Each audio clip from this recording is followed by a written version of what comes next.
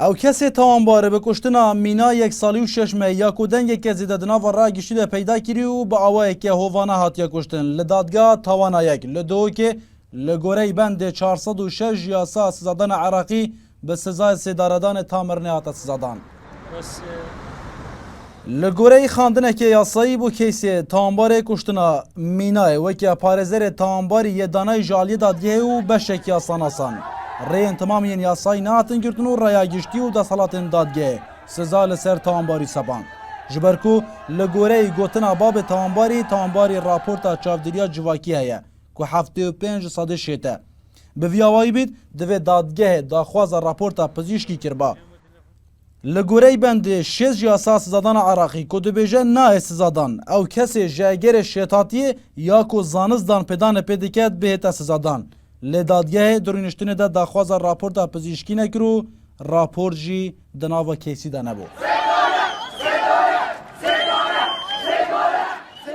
بشک جی آسان دوی باوری دنه بریار دادگاه دو که به پستنا رای گشتیه و توانن به وی آوائی گیره ده رای گشتیا جواکی و آسایشا جواکی نه و رای گشتی دوان کیسان در رو لکه گرنگ دبینه اف یک جی پشتیو یکیتی که رای گشتی لحرمه و لدو که تایبت ده خرفبونه و ده هوین تورا کمالاتی ده رشد بون لسر سزای سیداردان لسر تاوانبار کشتنا مینای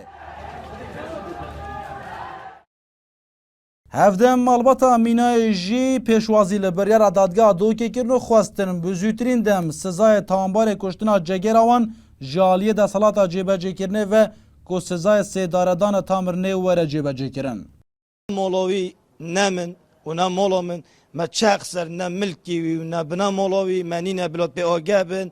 زميري خو بلا مرتاح كان بلا ناترسن تكو اسمي في خدمه ميناج رب العالمين بخبر الحمد لله شكش خدي مش خدي خو مناتا افا خدي تعالى نعمتها قال من كري اس بندي زنگين كرم شكش خدي هكون مينا ولي نهض با اف دنيا علامه كده بمدعا كات كده بدعا بمينا كي بدي قام مينا مالا مينا كات واسبوزدار في ملادي خرمه لگوره یاسا زدان عراقی و دادگاه توانی پشتی در کتنا بریار دادگاه توانان به سیداردان راستا خو اف بریار تیتانه کرن و دوی دماو یک مهده دادگاه تهلچون روانه دادگاه تمیز حرم بکت بورد بینیه اف یک جدامه که ده که سزای سیداردان لحرم هاتی راوستاندن لی رایا گشتی و مالباتا مینای چاوره جیبجی کرن اوه بریار دادگاه نه جدو که خطاب عمر NRT